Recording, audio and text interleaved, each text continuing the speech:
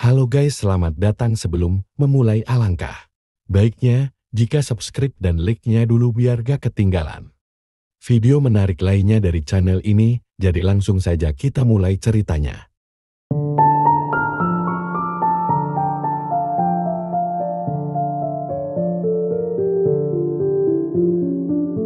Lokasi, Desa Kedung Jati, Kecamatan Ngemplak, Kabupaten Sleman, Yogyakarta. Terletak sekitar 45 menit perjalanan dari pusat kota Jogja. Desa ini dikenal angker oleh warga sekitar. Rumah Pak Tarto berada di bagian paling ujung desa, berbatasan langsung dengan perkebunan bambu yang selalu gelap dan berkabut saat malam. Desa Kedung Jati tampak tenang dari luar. Namun sejak dulu, ada satu larangan tak tertulis yang semua warga patuhi. Jangan pernah gali tanah di sekitar rumah Pak Tarto. Warga percaya bahwa di bawah rumah tersebut terkubur sesuatu yang lebih tua dari usia desa itu sendiri. Rian, cucu dari Pak Tarto yang baru saja menyelesaikan kuliah di Yogyakarta, memutuskan untuk tinggal sementara di rumah kakeknya sambil menyelesaikan riset tentang budaya dan sejarah lokal. Namun ia tidak tahu bahwa kedatangannya akan membangunkan sesuatu yang seharusnya tetap terkubur selamanya. Di malam pertamanya, Rian mendengar suara aneh dari lantai rumah bagian belakang, seperti derap langkah berat dan gesekan kuku di lantai kayu. Saat ia menanyakan pada Bu Mina, neneknya hanya berkata pendek, "Itu cuma suara tikus, Yan, tidurlah." Namun Rian tahu itu bukan suara tikus. Keesokan harinya, ia melihat pintu kecil di bagian bawah rumah tertutup rapat dengan rantai dan gembok berkarat. Di sana ada bau menyengat, seperti campuran tanah basah dan darah. Pintu itu tidak pernah dibuka, kata Pak Tarto suatu pagi sambil merokok di teras. Itu bagian dari perjanjian leluhur. Jangan tanya lebih jauh. Malam berikutnya, mimpi buruk mulai datang. Rian bermimpi melihat seekor babi besar berwarna hitam dengan mata menyala merah, berdiri di tengah lingkaran darah dan simbol kuno. Dalam mimpinya, babi itu berbisik, "Darahmu akan membuka jalan." Pagi harinya, Rian menemukan retakan baru di lantai, tepat di atas pintu yang terkunci itu. Saat disentuh, retakan itu terasa hangat, dan dari celahnya mengalir cairan merah seperti darah. Desa Kedung Jati mulai berubah. Suasana mencekam menyelimuti rumah itu, dan Rian belum tahu bahwa ia baru saja menginjak batas antara dunia nyata dan dunia perjanjian lama yang menuntut tumbal. Malam kedua setelah kuburan itu dibongkar terasa jauh lebih mencekam. Angin berhembus kencang dari arah timur, membawa bau air yang menusuk hidung. Sejak kejadian semalam, warga RT 05 Dusun Karangjati, Kecamatan Purwodadi, seolah tak lagi merasa aman di rumah masing-masing. Banyak yang mulai tidur dalam satu ruangan bersama keluarga. Lampu dipasang di tiap sudut rumah, dan doa-doa terus dipanjatkan. Pak Roni, ketua RT yang sejak awal menolak pembongkaran makam, memutuskan untuk berjaga di dekat area kuburan bersama dua warga lainnya, Tono dan Jabrik. Mereka mendirikan pos darurat dari tenda bekas ronda, tepat di dekat pohon randu besar yang berdiri angker di pinggiran makam. Jam menunjukkan pukul 1.43 WIB. Langit mendung, bulan nyaris tertutup awan. Tiba-tiba, terdengar suara liris seperti rintihan dari arah nisan yang telah digali paksa 2 hari sebelumnya. Jabrik, yang terkenal pemberani, sekalipun langsung mematung. Tono dengan tubuh gemetar hanya bisa menunjuk ke arah sumber suara tanpa berkata apapun. "Pak, itu dengar nggak?" bisiknya. Pak Roni berdiri perlahan. Ia mendekati nisan yang kini hanya berupa tanah basah dan papan kayu yang tergeletak miring. Suara itu semakin jelas, seperti seseorang yang menangis memanggil dari balik tanah. "Kembalikan darahku," begitu kata-katanya lirih namun menyayat. Tanpa sadar lampu petromax di tangan Pak Roni meredup angin berhenti berhembus. Suasana mendadak hening mencekam. Tiba-tiba seekor babi hitam besar muncul dari semak-semak di belakang nisan. Bukan babi biasa, matanya merah, menyala, tubuhnya sebesar anak sapi, dan dari moncongnya menetes cairan hitam kental. Jabrik menjerit, "Itu dia, itu babi!" Nyepetnya, babi itu tidak menyerang.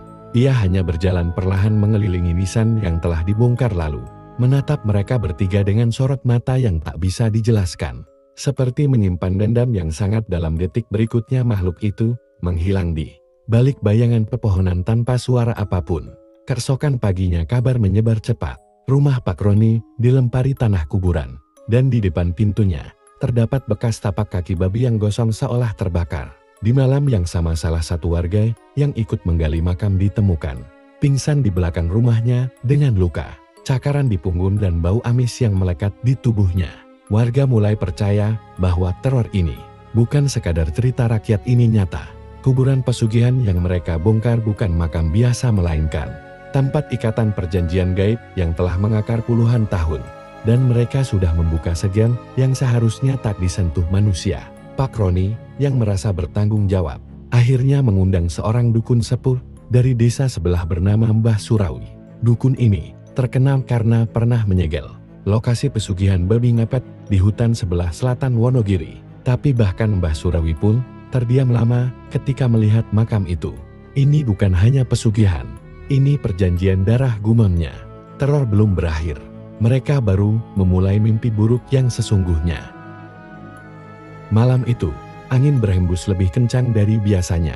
Daun-daun jati kering beterbangan, seperti bisikan-bisikan gaib yang menggema di setiap sudut desa Warujati. Aldi yang kini tinggal sementara di rumah Pak Parman, tak bisa memejamkan mata. Bayangan sosok pria telanjang berkulit hitam yang dilihatnya di kuburan masih menari-nari di pelupuk matanya. Pagi harinya, Aldi mencoba menenangkan diri dengan berbincang bersama Pak Parman di serambi rumah. Namun, wajah Pak Parman terlihat lebih pucat dari biasanya. "Mas Aldi, semalam kamu lihat sesuatu dia?" tanya Pak Parman pelan. Aldi mengangguk. "Saya lihat seseorang, atau entahlah, seperti manusia tapi bukan manusia. Ia keluar dari liang kubur dengan tubuh hitam dan mata merah." Pak Parman terdiam lama. Ia menarik napas dalam-dalam sebelum akhirnya berkata, "Mungkin sudah saatnya kamu tahu, Mas, desa ini dulu pernah melakukan perjanjian besar." Menurut cerita Pak Parman, pada tahun 1977, desa Warujati mengalami musim paceklik berkepanjangan. Sawah-sawah mengering, hasil panen gagal total, dan banyak warga terjerumus dalam kemiskinan. Saat itulah muncul seseorang bernama Ki Darsa, dukun tua yang dikenal sakti. Ia menawarkan solusi melakukan pesugihan lewat ritual babi ngepet yang dikuburkan dalam satu petak tanah yang kini dikenal sebagai kandang sial. Kuburan itu bukan makam biasa. Di sanalah penjelmaan dari pesugihan itu dikubur, dalam bentuk makhluk gaib yang menyerupai babi hitam dengan mata merah menyala. Orang yang melakukan perjanjian harus rutin memberikan tumbal, entah dalam bentuk hewan atau manusia. Makam yang kamu lihat itu, Mas Aldi, adalah tempat Ki Darsa mengubur makhluk pesugihannya dulu. Tapi setelah Ki Darsa meninggal, tidak ada yang berani mendekat. Sampai akhirnya, ada yang membongkar kuburan itu beberapa minggu lalu, ujar Pak Parman dengan suara bergetar. Aldi tercekat. "Siapa yang membongkarnya?" Pak Parman menggeleng. "Kami belum tahu.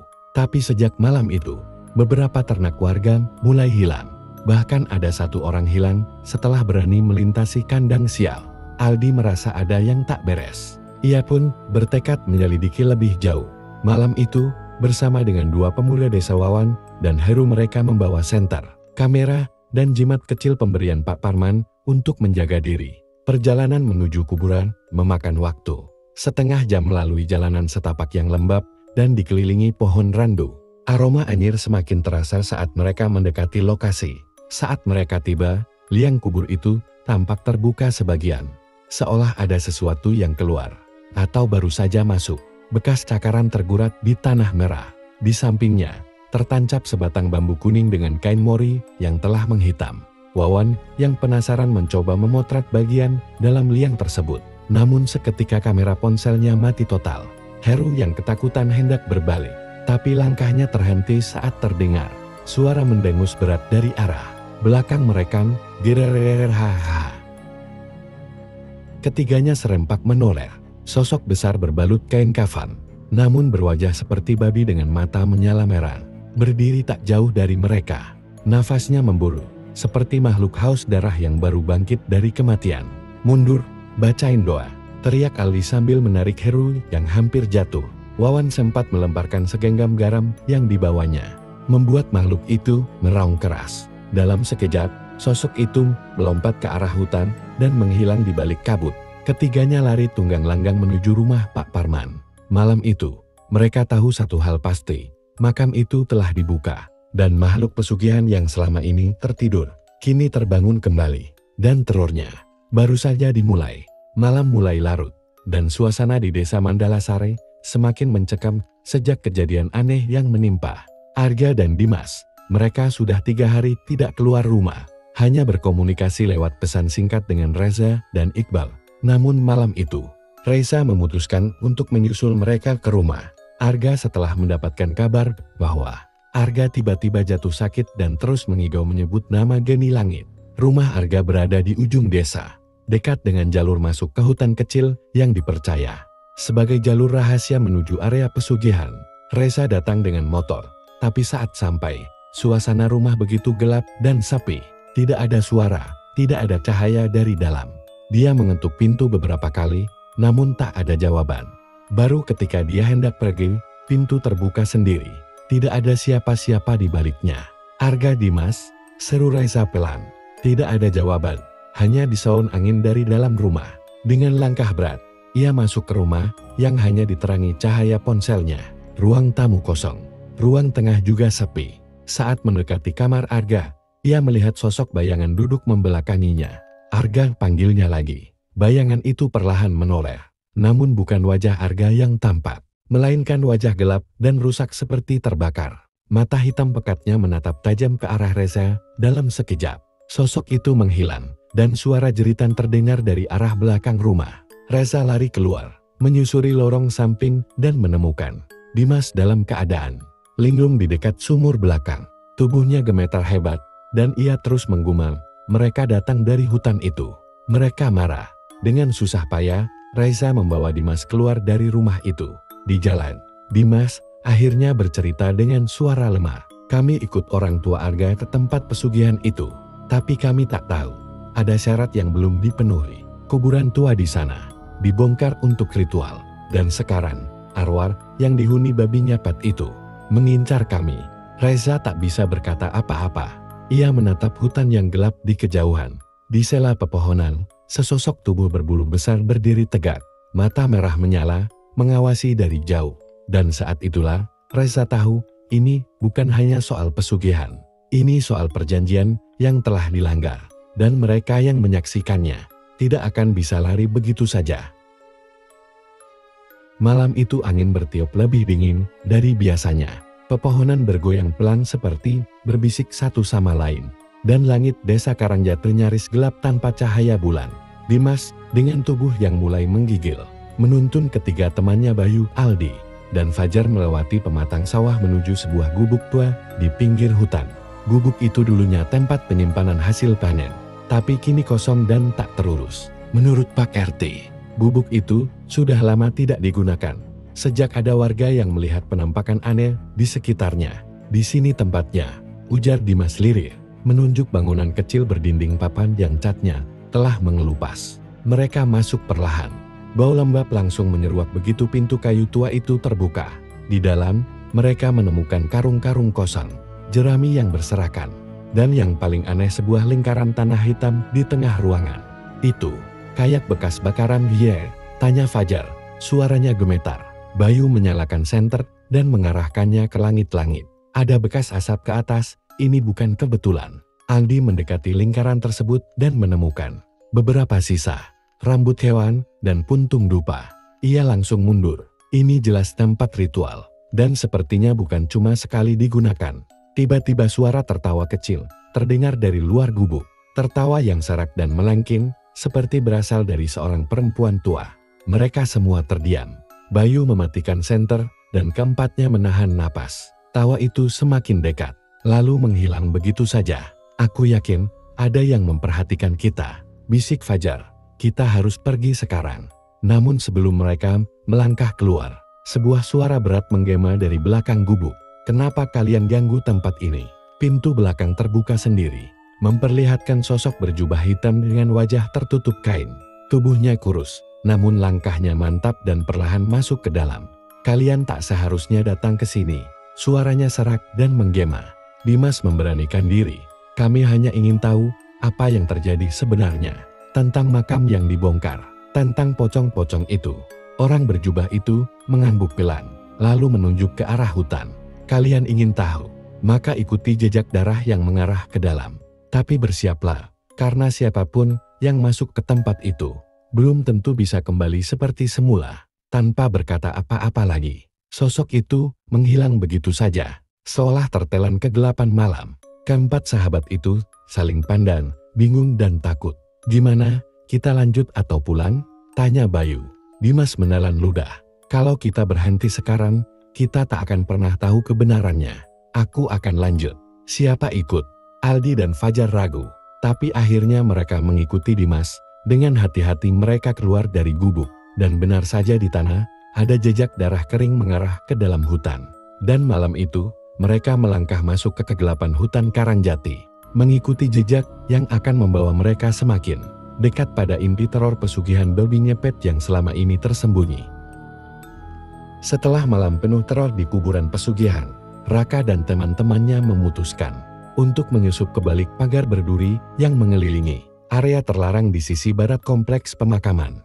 Berdasarkan cerita warga, di balik pagar itu dulunya ada bangunan tua, peninggalan kolonial yang kini telah runtuh dan ditumbuhi pohon beringin besar. Tempat itu disebut sebagai sarang, karena dipercaya menjadi pusat kegiatan pemujaan babi ngepet. Malam itu sunyi, awan tebal menutupi bulan, membuat suasana semakin gelap dan mencekam.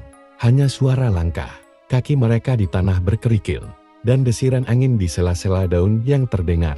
Raka menyalakan senter, dan cahaya yang dipancarkannya menyorot sebuah lubang kecil di bawah pagar. Tanpa banyak bicara, mereka merangkak satu persatu, masuk ke dalam area terlarang. Begitu berada di dalam, udara terasa lebih dingin dan berat. Aroma anjir bercampur tanah basah menusuk hidung. Di kejauhan, mereka melihat bayangan bangunan tua yang telah hancur sebagian. Di tengah reruntuhan, berdiri pohon beringin raksasa yang akarnya menjalar liar ke segala arah. Dahan-dahannya melingkar seperti tangan raksasa yang siap mencengkeram siapa saja. Mereka berjalan pelan mendekati pohon itu. Raka menemukan sisa-sisa lilin merah yang telah meleleh, sesajen dengan kepala ayam dan simbol aneh yang digoreskan di tanah dengan darah. Ini altar pemujaan, bisik Reno gemetar. Belum sempat mereka menjauh, terdengar suara dengusan keras dari balik pohon. Senter Raka menyorot sesosok makhluk besar berbulu hitam, dengan mata merah menyala babi ngepet. Makhluk itu melompat ke arah mereka. Panik, Raka dan yang lain berlari mundur. Tapi pagar berduri sudah menutup jalan keluar. Mereka terpojok, napas memburu, tubuh gemetar. Saat itulah, suara gamelan terdengar dari dalam tanah pelan. Tapi memekakkan telinga. Tanah di bawah kaki mereka retak, dan tangan-tangan gelap muncul, mencengkeram pergelangan kaki Rio, menariknya perlahan ke dalam. Dengan jeritan putus asa Rio yang menggema di tengah malam. Ketika sosok babi ngepet perlahan menghilang ke balik bayangan, meninggalkan bau darah dan asap hitam yang menyesakkan dada. Malam itu, di desa Karangjati terasa lebih kelam dari biasanya. Angin yang bertiup kencang membawa aroma anyir darah, dan kabut tebal turun lebih awal sebelum azan maghrib berkumandang. Di rumah tua milik Mbah Wirya, 5 pemuda yang telah menggali kuburan pesugihan, kini berkumpul kembali setelah beberapa hari terpisah akibat gangguan mistis yang mereka alami. Joko, yang kini terlihat lebih kurus dengan mata cekung, membuka suara. Kita harus selesaikan ini. Kalau tidak, kita semua akan jadi tumbal satu persatu. Bagaimana caranya? Desak Reno dengan suara bergetar. Kita bahkan gak tahu makhluk apa yang kita bangunkan waktu itu. Mbah Wirya, yang selama ini diam, berdiri perlahan. Apa yang kalian bangkitkan, bukan hanya babi ngepet, tapi roh penjaga pesugihan yang ditanam dengan perjanjian darah. Kalian tidak hanya membongkar tanahnya, tapi juga memutus perjanjian yang mengikatnya di alam gaib. Sekarang ia bebas dan menuntut balas. Tangan Mbah Wirya gemetar saat ia membuka peti kayu tua berisi kain kafan sobek dan sebuah kendi kecil berisi darah hitam yang sudah mengering. Ini adalah peninggalan pesugihan itu. Jika ingin menghentikannya, kalian harus mengubur kembali benda-benda ini di tanah asalnya dan menyegel kembali gerbangnya dengan darah kalian sendiri. Mereka menolak pada awalnya, namun setelah kejadian terakhir, di mana adik Reno menghilang secara misterius saat tidur, mereka tahu bahwa tak ada pilihan lain. Malam itu, mereka pergi ke kuburan pesugihan di tengah ladang jagung yang kini kering dan hangus, seolah tersentuh kutukan. Rian membawa kendi darah, Dito memegang kain kafan, dan Joko menggenggam keris pusaka pemberian. Mbah Wirya, angin malam berubah dingin, dan menusuk tulang saat langkah mereka mendekati liang kubur yang dulu mereka gali. Tanpa aba-aba, suara tangisan bayi menggema dari arah belakang mereka. Tapi tak ada bayi, hanya kegelapan dan suara yang terus memekakkan telinga. Itu pertanda, ia datang, seru Joko, mulai menggali kembali liang yang sebelumnya mereka bongkar. Saat kendi dan kain dikuburkan kembali dan darah mereka diteteskan ke tanah, bumi bergetar. Asap hitam membubung dari liang kubur dan membentuk bayangan. Seekor babi raksasa bermata merah menyala. Tapi kini, sosok itu tidak menyerang. Ia hanya memandang mereka, seolah memahami bahwa mereka berusaha menebus kesalahan. Namun, sebelum bayangan itu menghilang, terdengar bisikan di telinga. Masing-masing dari mereka, tidak semua kesalahan bisa ditebus. Harga harus tetap dibayar. Mereka pulang dengan napas tertahan. Tak ada kejadian aneh malam itu. Tapi keesokan paginya, Reno ditemukan meninggal dunia dalam posisi terlentang dengan mata terbuka, mulut penuh darah, dan di dadanya tercetak tapak babi membara. Dia yang pertama, bisik Joko, berarti satu persatu kita tetap akan diambil. Mereka belum selesai, dan teror belum berakhir. Malam itu angin berembus kencang, membawa aroma busuk yang menusuk dari arah makam tua di Bukit Sawangan. Rio, Bayu, dan Pak Arman berdiri, mematung di depan liang yang baru mereka gali siang tadi. Suara tangisan lirih terdengar samar dari dalam tanah seperti suara anak kecil yang merintih kesakitan. Pak itu, suara apa? Tanya Rio dengan tubuh gemetar. Pak Arman tidak langsung menjawab. Wajahnya pucat pasi. Itu suara kutukan, gumamnya. Kita sudah membangunkan sesuatu yang seharusnya tetap terkubur. Bayu mendekatkan senter ke arah lubang makam. Tanah di sekitarnya tampak bergelombang, seperti sedang bernapas. Dari dalam lubang, perlahan muncul sosok kecil berkulit legam. Matanya merah menyala, dan tubuhnya tertutup lumpur. Bayu terpaku. Sosok itu mengeluarkan suara menyerupai erangan binatang dan manusia sekaligus. Seketika, lampu senter padam. Gelap total menyelimuti mereka. Rio meraih bahu Pak Arman. Kita harus pergi sekarang. Namun sebelum mereka sempat berbalik, tanah di sekitar kaki mereka retak. Dari retakan itu muncul tangan-tangan kotor yang menggenggam erat kaki. Pak Arman, ia terseret masuk ke dalam tanah. Sambil berteriak minta tolong. Rio dan Bayu berlari sekuat tenaga, meninggalkan makam. Tapi langkah mereka terhenti saat mendengar suara. Pak Arman, bukan teriakan minta tolong, melainkan tawa mengerikan dari dalam tanah. Bercampur dengan suara babi menggerung. Mereka menyadari, Pak Arman bukan lagi manusia. Rio menjatuhkan diri sambil terisak. Kita harus akhiri semua ini, Bayu, kita harus kubur lagi pusaka itu. Sekarang juga. Bayu mengangguk, tapi pandangannya tak lepas dari lubang yang masih terbuka lebar. Sosok kecil tadi kini berdiri di pinggir lubang, memandang mereka tanpa ekspresi. Ia mengangkat tangan, dan di genggamannya tergenggam kalung milik Pak Arman. Dan di kejauhan, suara lonceng kecil mulai terdengar diikuti suara langkah kaki yang terlalu cepat untuk manusia. Mereka tahu, malam itu belum selesai. Diselimuti kabut tebal yang menggantung rendah, seolah-olah menyembunyikan sesuatu yang kelam. Guntur menggelegar di kejauhan saat Ridwan, Roni dan Pak Rifai kembali berkumpul di rumah kosong milik almarhum Mbah Parman, lokasi utama tempat ritual pesugihan babi ngepet dulu sering dilakukan. Mereka tak bisa mengabaikan suara-suara aneh yang kian sering. Terdengar erangan lirih, langkah kaki yang menyeret, dan bisikan dari arah kuburan tua yang telah dibongkar. Ridwan merasa setiap malam kini seperti ditarik ke dalam mimpi buruk tanpa akhir. Kita harus menyelesaikan ini. Kalau tidak, arwah yang terikat dengan pesugihan itu akan terus meneror, kata Pak Rifai sembari membuka gulungan kertas berisi mantra penutup gerbang pesugihan. Tiba-tiba, terdengar suara geraman kasar dari balik dinding. Roni menoleh cepat dan melihat bayangan besar menyerupai manusia, namun berkaki binatang. Suaranya seperti babi, tapi wujudnya seperti pocong berlumur darah. Tubuhnya dibalut kain kafan compang camping. Wajahnya hanya sebuah rongga gelap, dan dari bawah kain itu terlihat buah kaki babi besar yang menapak tanah dengan bunyi glodak-glodak. Astagfirullah. Itu bukan manusia. Roni berteriak panik. Makhluk itu melompat ke arah mereka. Pak Rifai segera membaca mantra. namun lidahnya kalu. Seakan ada kekuatan gaib yang mencegahnya menyelesaikan bacaan. Ridwan meraih garam dan bawang putih dari kantong kain kecil yang mereka bawa satu-satunya perlindungan tradisional yang mereka punya. Makhluk pocong berkaki babi itu menjerit, suara jeritannya membuat dinding retak dan telinga berdarah. Roni jatuh terduduk, tubuhnya kejang-kejang. Dari matanya mengalir darah segar. Ridwan tetap berdiri menggenggam garam kuat-kuat sambil memaksa tubuhnya untuk tidak pingsan. Dia bukan hanya arwah penasaran. Dia jelmaan dari ritual pesugihan yang gagal, kata Pak Rifai dengan suara parau. Makhluk itu berhenti sejenak. Lalu dari tubuhnya muncul suara Mbah Parman. Aku belum selesai. Aku belum kaya. Kalian yang menghentikanku harus ikut masuk ke dalam sumpah ini. Malam semakin pekat. Angin berhembus dingin dari arah barat, membawa bau amis dan busuk yang menusuk hidung.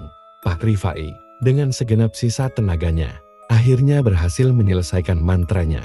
Cahaya merah muncul dari tanah di bawah kaki mereka, dan makhluk itu melolong kesakitan. Ia menggeliat lalu tiba-tiba menyatu kembali ke tanah, menyisakan bekas darah dan bulu-bulu babi terbakar di lantai rumah kosong itu. Namun saat mereka mengira semuanya sudah usai, suara tangisan anak kecil terdengar dari luar rumah. Siapa itu? Bisik Ridwan. Tubuhnya masih gemetar. Tangisan itu perlahan berubah menjadi tawa-tawa nyaring yang tak manusiawi. Mereka menoleh ke arah pintu. Sosok kecil berdiri di sana dengan mata hitam legam dan bayangan berbentuk babi berdiri di belakangnya. Teror belum usai, dan kali ini mereka sadar kutukan pesugihan babi ngepet itu tak hanya merasuki orang dewasa, tapi juga bisa berpindah kepada darat dan keturunan. Pagi itu, suasana desa Pageraji kembali terasa sunyi setelah kejadian malam sebelumnya, di mana Arman hampir terbunuh karena teror makhluk hitam bermata merah. Para warga semakin enggan keluar rumah saat matahari terbenam. Namun, bagi Rangga, semua ini baru permulaan. Ia merasa makin dekat dengan akar misteri pesugihan di Gunung Kendil. Rangga kembali mengunjungi rumah Pak Darto, mantan juru kunci makam tua yang disebut-sebut sebagai pusat aktivitas pesugihan. Di rumah panggung yang lapuk itu, Pak Darto duduk dengan mata kosong memandangi dinding, seolah jiwanya tertinggal di masa lalu. Aku sudah bilang, jangan dibuka lagi kuburan itu, gumam Pak Darto dengan suara berat. Dulu, ada orang luar desa datang malam-malam. Mereka gali kubur nenek itu. Katanya ingin kekayaan tanpa batas. Tapi mereka tak tahu, dia bukan manusia biasa. Rangga mencatat setiap kata dari penuturan Pak Darto. Diketahui bahwa sekitar tahun 1992, seorang tokoh penting dari luar kota pernah menggali makam yang dipercaya sebagai tempat bersemayam Nyai Gemi, seorang dukun pesugihan babi ngepet yang mati dalam kondisi menyimpan dendam besar. Nyai Gemi mati karena dijebak. Dulu dia dituduh menyebabkan anak-anak desa menghilang. Tapi sebenarnya, ada yang lebih kejam di balik itu. Dia jadi tumbal untuk menutupi aib keluarga terpandang, kata Pak Darto sambil meneteskan air mata. Dan saat kuburannya dibongkar, dia kembali. Sementara itu, di dusun sebelah, suara gonggongan anjing terdengar keras menjelang malam. Seorang warga, Surya, mengaku melihat sosok babi besar berlari masuk ke hutan sambil membawa kantong kain berlumuran darah. Beberapa anak kecil pun mulai mengalami mimpi buruk yang sama. Seorang wanita tua dengan wajah hancur memanggil mereka dari balik pohon beringin. Rangga kembali ke pondoknya malam itu dan menemukan selembar daun lontar kuno diselipkan di bawah pintu. Tulisan di dalamnya samar, namun menyebutkan satu kalimat yang menggetarkan. Barang siapa membongkar pusara Gemi, maka darah 7 turunan akan jadi tumbal. Malam pun turun. Langit di atas Gunung Kendil tampak gelap tanpa bintang. Di kejauhan, terdengar suara tangisan wanita yang panjang dan menusuk. Rangga kini sadar bahwa yang ia hadapi bukan hanya kisah pesugihan, tapi warisan kutukan yang diwariskan dari generasi ke generasi. Pagi itu, langit di atas tak seperti biasanya. Awan gelap menggantung meskipun matahari telah tinggi. Warga yang biasanya sibuk di ladang mulai enggan keluar rumah. Aroma busuk menyeruak dari tanah di sekitar kompleks makam tua, membuat beberapa warga muntah dan jatuh sakit. Rangga berdiri di depan gubuk tua Pak Darto yang kini kosong. Semenjak malam terakhir, Pak Darto menghilang tanpa jejak.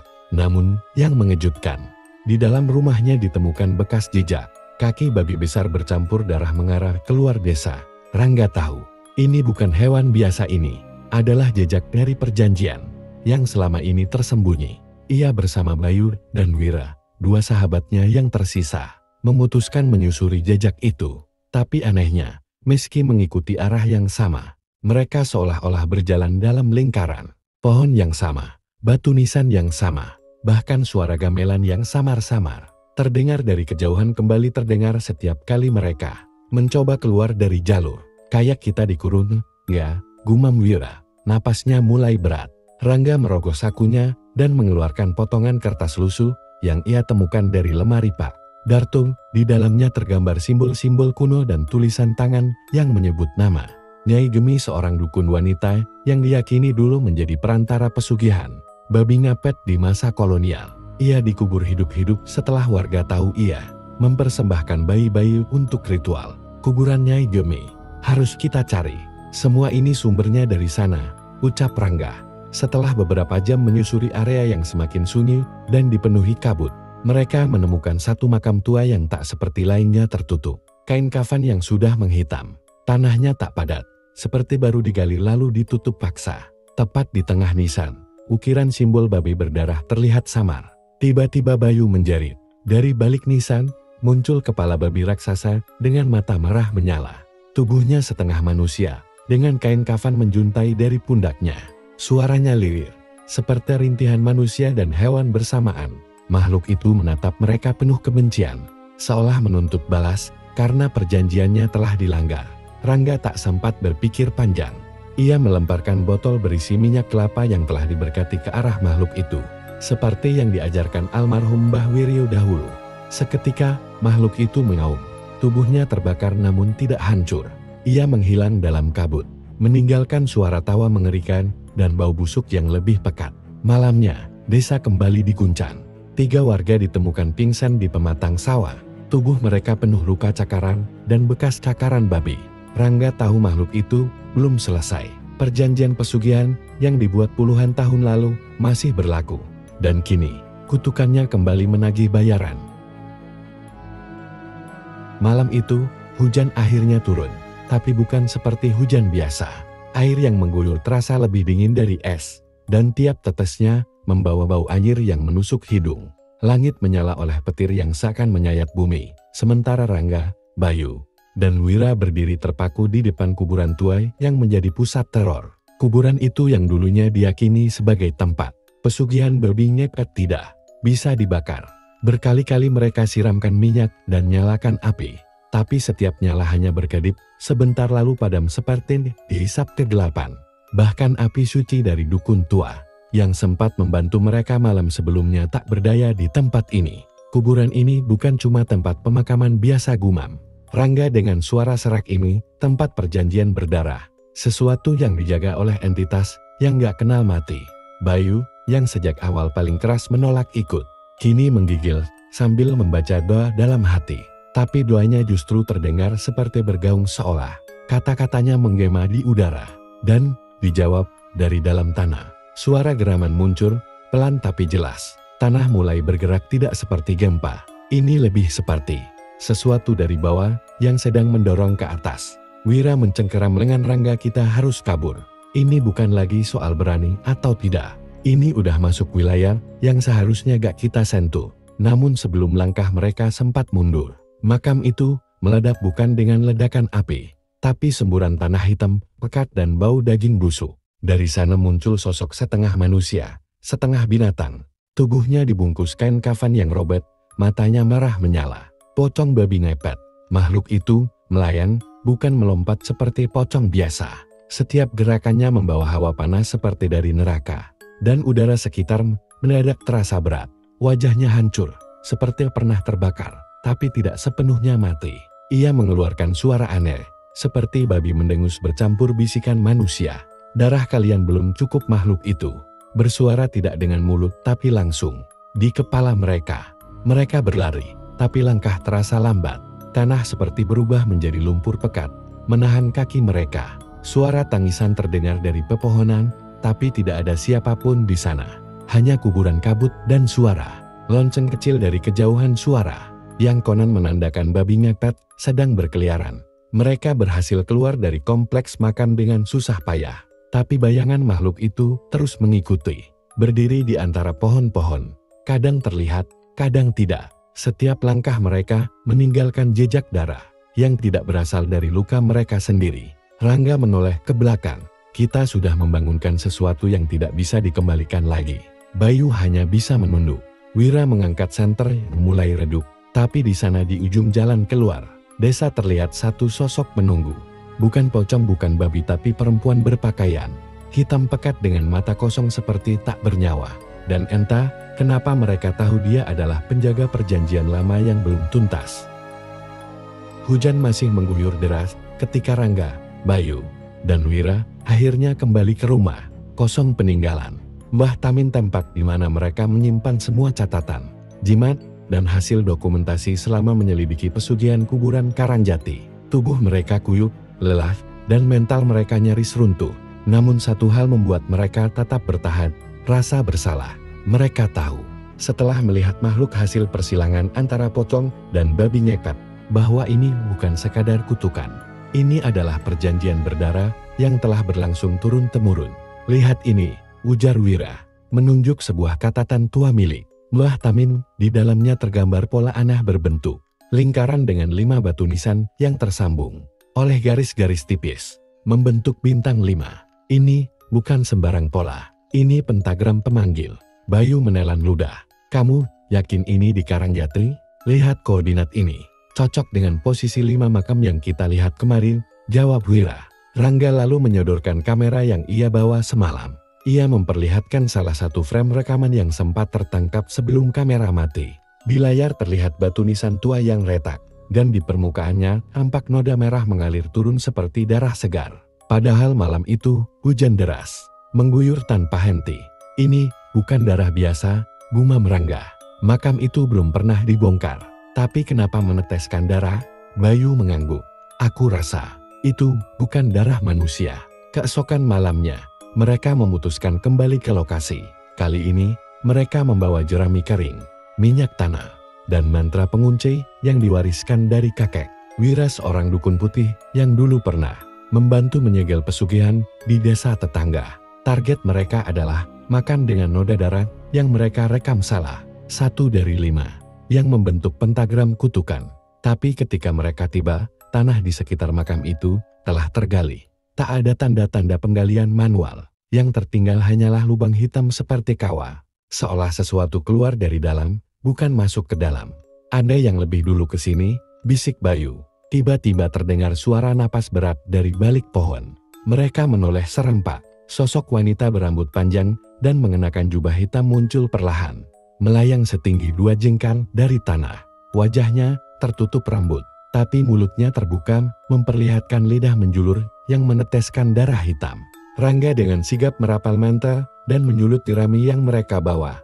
Api menjalar cepat, namun justru membentuk pola pentagram di tanah. Bukan membakar kutukan, tapi malah membangkitkan segelnya. Tanah bergetar, dan dari dalam 4 makam lainnya, terdengar suara retakan, air angin, dan geraman binatang. Kita terlambat, lirih Wira, semua pintu sudah terbuka. Angin malam menusuk kulit mereka seperti jarum. Di tengah kabut yang semakin tebal, langkah Rangga, Bayu, dan Wira terseok di antara deretan batu nisan yang kini berubah jadi taring kutukan. 4 makam lainnya telah terbuka. Tanahnya menganga seperti mulut lapar, menghembuskan hawa busuk bercampur belerang dan darah kering. Di atas tiap makam, kini berdiri sosok hitam tinggi besar. Wajahnya kosan, tubuhnya hanya bayangan. Dan setiap langkahnya membuat bumi bergetar halus. 4 penjaga sudah bangkit, bisik Wira, menggenggam jimat di lehernya dengan tangan gemetar. 1 lagi, dan gerbangnya akan sempurna terbuka. Rangga membuka buku tua warisan Mbah Tamin, dan membalik ke halaman bergambar simbol merah menyala. Dengar, dulu Mbah Tamin menulis bahwa penjaga gerbang tidak akan muncul jika tidak dipanggil dengan darah keturunannya sendiri. Bayu menoleh cepat. Tunggu, maksudmu? Salah satu dari kita. Sebelum jawaban keluar, tanah di bawah kaki mereka retak. Dari dalam lubang, muncul tangan pucat dengan kuku panjang mirip mayat yang meraih ke atas. Mereka mundur panik. Sosok itu perlahan keluar, memperlihatkan wujud tubuh manusia, namun tanpa wajah. Di kepalanya, hanya kulit kosong, licin, dan menggembung. Itu dia, penjaga gerbang kematian, ujar Wira nyaris tak bersuara. Makhluk itu tidak berjalan. Ia melayan, dan setiap tempat yang disentuhnya menjadi mati, api padam. Udara berhenti bergerak, bahkan suara jangkrik pun hilang. Bayu, yang berdiri paling dekat tiba-tiba terjatuh. Tubuhnya seperti tertarik oleh kekuatan, tak kasat mata. "Bayu!" teriak Rangga. Makhluk itu menoleh ke arah suara Rangga, meski tak punya wajah. Dan dari tubuhnya keluar jeritan ribuan suara, bersamaan. Teriakan itu menembus telinga, membuat darah merembes dari hidung dan mata mereka. Rangga dengan cepat membacakan mantra dari buku tua. Sementara Wira membentuk lingkaran pelindung dengan garam dan serbuk akar kembang teleng biru. Tapi suara dalam kepala mereka tidak berhenti. "Satu di antara kalian adalah warisanku. Satu harus tinggal. Satu harus mati." Bayu mengerang di tanah. Tubuhnya menggigil, matanya terbuka tanpa berkedip. Dan dari mulutnya keluar darah hitam. Sambil menahan sakit, ia memaksakan suara, "Rangga. Aku, anak dari pawang desa ini dulu. Kakekku pernah membuat perjanjian. Mungkin aku yang mereka cari. Jangan omong sembarangan," seru Rangga. Wira menatap Rangga dengan wajah penuh luka dan air mata. Kalau dia benar, maka kalau Bayu tetap hidup, gerbang akan terus terbuka. Tiba-tiba penjaga gerbang mengangkat tangan dan menunjuk. "Bayu!" Petir menyambar dari langit ke arah tubuhnya. Tapi sebelum kilat menyentuh tanah, Bayu melompat masuk ke lubang makam terakhir mengorbankan dirinya sendiri. Ledakan cahaya menyelimuti seluruh kuburan. Penjaga gerbang membeku. Sosok-sosok hitam menghilang perlahan, seolah ditarik kembali ke dalam tanah. Api suci menyala di sekeliling 5 makam, lalu meredup, meninggalkan abu yang tertata rapi. Semua hening, hanya suara hujan yang tersisa. Rangga dan Wira berdiri di sana, lemas, tercengang, menangisi kepergian sahabat mereka. Tapi di udara, gema terakhir terdengar. Masih ada satu warisan lagi. Desiran angin malam membawa bau amis yang menusuk, bercampur aroma tanah basah dan dupa hangus yang tertinggal dari ritual sebelumnya. Bayu tergeletak di tanah. Tubuhnya tak lagi bergerak. Matanya terbuka lebar menatap langit gelap. Sementara darah masih mengalir dari sudut bibirnya. Rangga menggigil sambil memeluk kitab tua itu erat. Jari-jarinya penuh luka gores karena halaman-halaman yang kini hidup seperti bernapas. "Wira, ini semua sudah terlalu jauh," gumamnya. Wira tak menjawab. Dia hanya berdiri mematung, menatap lubang kubur yang kini semakin lebar, seakan menganga ke perut bumi. Di dalamnya, suara bisikan terdengar, bukan satu, tapi ratusan. Suara dari jiwa-jiwa yang dikorbankan untuk pesugihan. Memanggil, merong, menjerit minta dikeluarkan. Sosok penjaga gerbang kematian kini tak lagi berdiri. Ia menghilang begitu saja setelah darah Bayu menyentuh tanah. Tapi dari lubang kubur itu muncul bentuk lain. Sebuah tangan potong besar, penuh bulu dan bercakar seperti babi hutan, merayap keluar. Sosok itu adalah pocong babi nepet, makhluk hasil perjanjian tergelap yang pernah dibuat di desa tersebut. Ia adalah gabungan dari roh manusia tamat dan kekuatan setan yang dibangkitkan lewat penggalian makam-makam terlarang. Kalau kita biarkan dia keluar, bukan cuma kita yang habis. Satu kota bisa jadi tumbal, kata Wira. Kini suaranya mantap. Dia mengambil kendi kecil yang sejak awal disimpan di tah. Rangga kendi berisi tanah dari kuburan leluhur, dukun putih. Dengan langkah cepat, Rangga dan Wira mulai menggambar lingkaran baru di sekitar lubang kubur.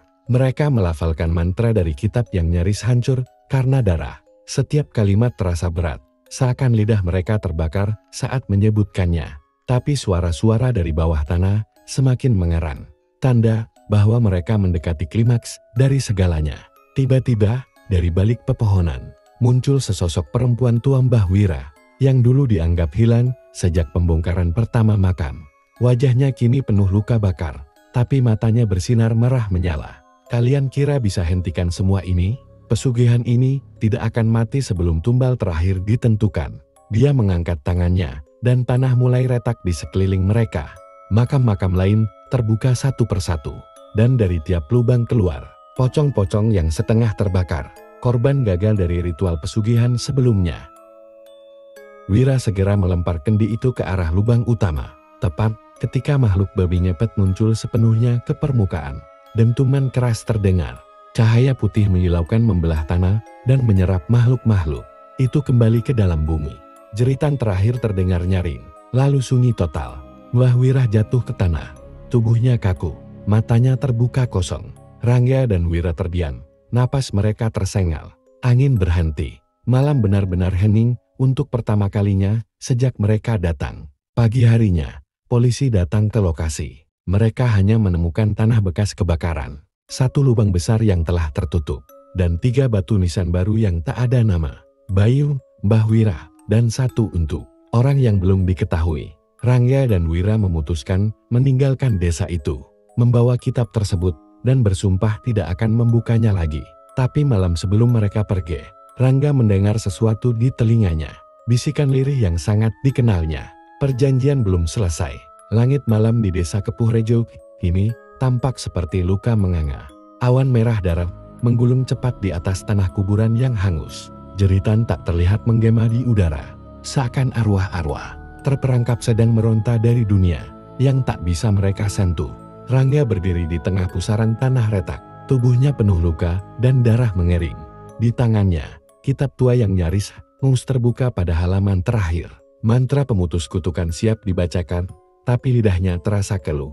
Wira di sebelahnya, setengah tubuhnya terbungkus kain kafan.